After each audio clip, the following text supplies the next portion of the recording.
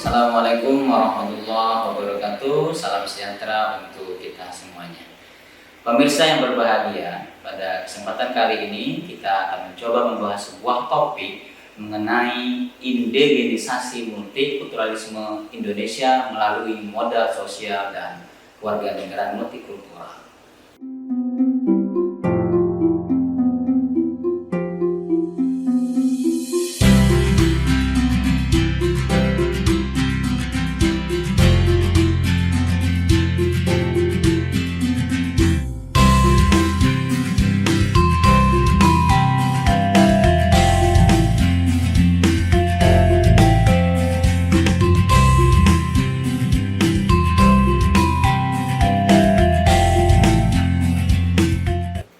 Indonesia termasuk salah satu negara yang masyarakatnya paling majemuk di dunia.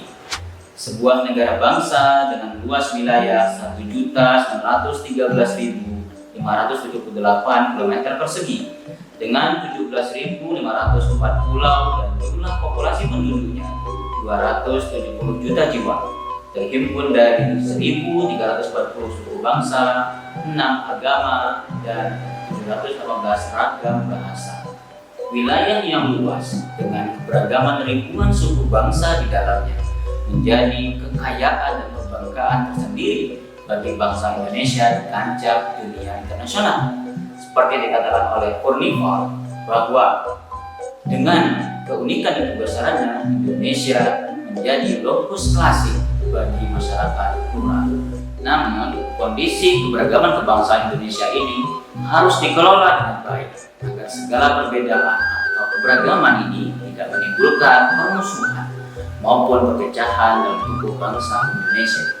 Sejak Indonesia merdeka, para pendiri bangsa dengan cerdas telah memikirkan antara realitas dan harapan bangsa Indonesia ke depan, sehingga oleh para founding fathers Indonesia dikonsepsikan dan dibangun sebagai multikultural nation state dalam konteks negara kebangsaan Indonesia modern dan bukan sebagai monokultural nation state.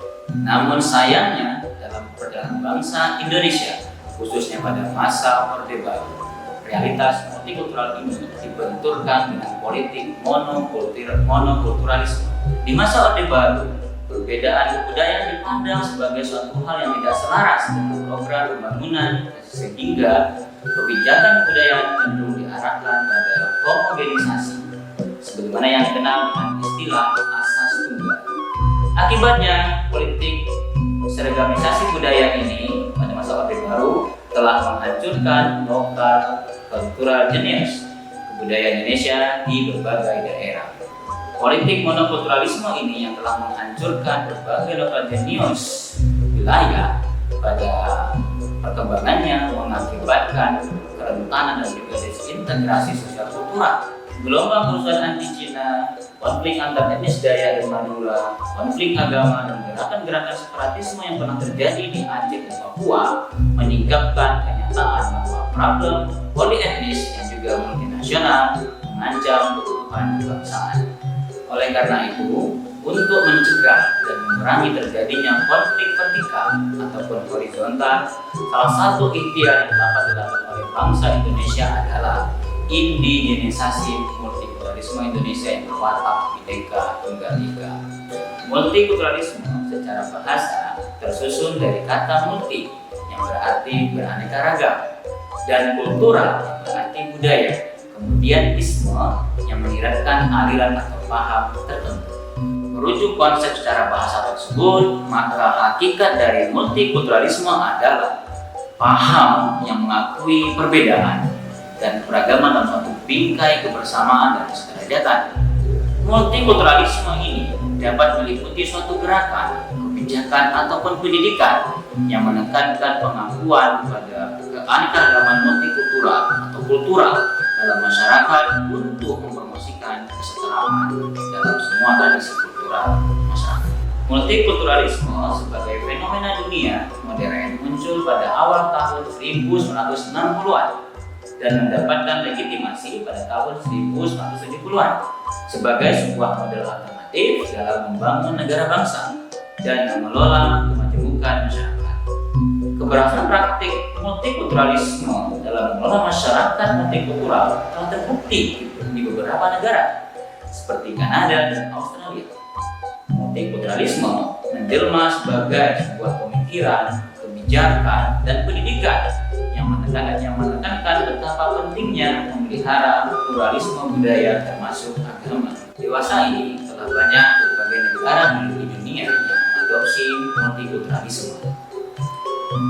Kajian Winata Putra menjelaskan atau menggambarkan 3 model multikulturalisme yang berkembang di negara menjadi pelopor dan tumbuh berkembangnya multikulturalisme. Pertama, model multikulturalisme Kanada. Kanada menggunakan kebijakan multikulturalisme dalam bentuk pembangunan national unity melalui konsepsi pluralistic and particularist multiculturalism yang kemudian dikenal dengan Canada's Cultural Mosaic. Kedua, multikulturalisme model Australia. Di Australia, multikulturalisme dikonsepsikan dalam format ethnic selection, di mana masyarakat Australia sebelum datangnya imigran Eropa secara besar-besaran sejatinya memiliki banyak indigenous cultures atau budaya asli untuk diarahkan menjadi masyarakat Australia yang mencerminkan the British ethno-cultural identity. Ketiga, multikulturalisme model Amerika Serikat. Amerika Serikat memiliki kebijakan multikulturalisme yang dikenal dengan the melting pot ideal. Konsepsi ini menghendaki setiap individu diharapkan mampu berasimilasi ke dalam kultur masyarakat Amerika. Meskipun 3 negara di atas adalah negara besar, negara yang mengampanyekan dan tempat tumbuhnya multikulturalisme, namun multikulturalisme di Indonesia tidak bisa menganut atau mengikuti model dari 3 negara tersebut. Model multikulturalisme yang lebih tepat, yang lebih baik di Indonesia yang dikembangkan adalah multikulturalisme yang berwatak Bhinneka Tunggal Ika. Yang ini lebih tepat karena multikulturalisme Bhinneka Tunggal Ika ala Indonesia ini di satu sisi mengakui model pluralis yang mengakui hak-hak aneka kelompok etnis budaya untuk mempertahankan identitasnya, dan di sisi lain Indonesia mengantisipasi model kosmopolitan dengan cara mendorong setiap individu untuk berinteraksi, untuk berpartisipasi di ruang publik dengan sama-sama menjunjung keyakinan, nilai, simbol-simbol, dan konsensus program. Dalam konteks multikulturalisme Bhinneka Tunggal Ika, permasalahan multikulturalisme dijelaskan dengan asumsi dasar bahwa setiap warga negara bukanlah individu-individu yang tercabut dari akar sosialnya.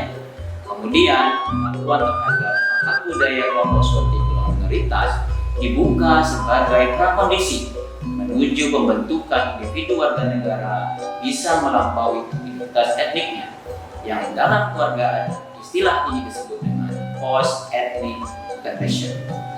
Berkaitan dengan indigenisasi multikulturalisme, modal sosial sangat penting dalam membangun dan menjaga negara yang sebesar dan semajemuk Indonesia daripada mengandalkan sumber daya alam, sumber daya finansial, ataupun sumber daya keterampilan.